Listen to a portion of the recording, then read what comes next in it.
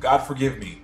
Man, that was a, I just, it's a tough song because I feel like it's one of the most real songs I've ever written because it is about me. Like, it is really about me. But basically, what the song is talking about is just it's a conversation between me and God, like a conversation, an A and B conversation. And the first verse, it's just me talking about just how horrible I am.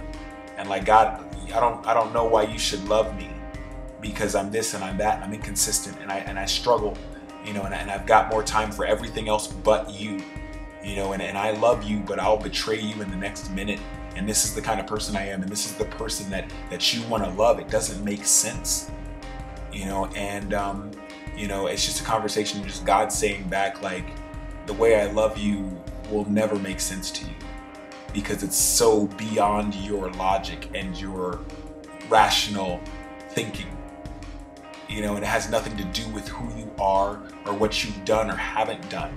It has everything to do with who I am and everything to do with who I can make you to be.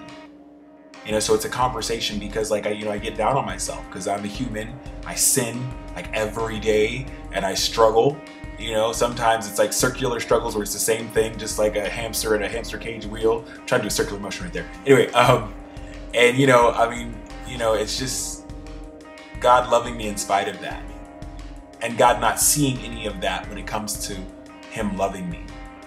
And this is something that I had to realize, like, on a regular basis. And so I wanted to put it on the album as the last song to leave the listener with the idea and the understanding that God loves you no matter what. On your best day and on your worst day and on every day in between, God loves you so much and wants you to be so much more. And it has everything to do about who He is and nothing to do with who you are.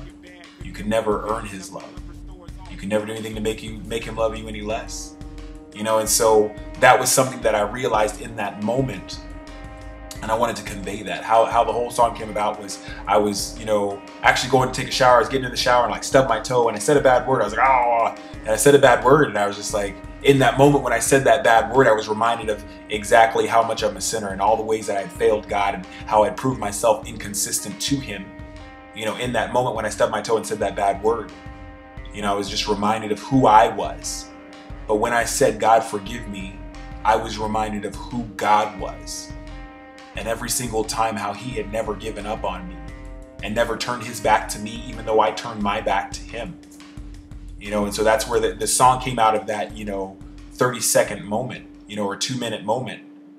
And, we wanted to put it on the album as the last track to kind of let people know that's who God is. That God's not, I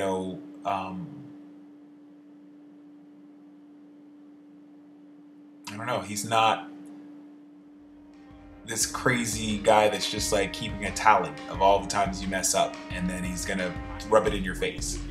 That's not Him. He's love, like you could never understand and never comprehend. And so the lyrics that stand out obviously is the end.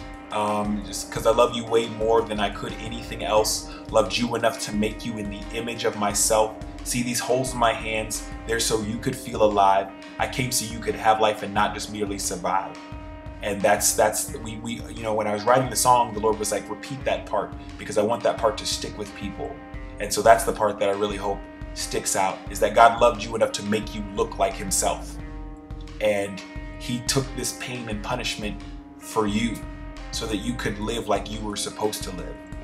And so that's kind of the message that I believe the Lord wanted me to put out there.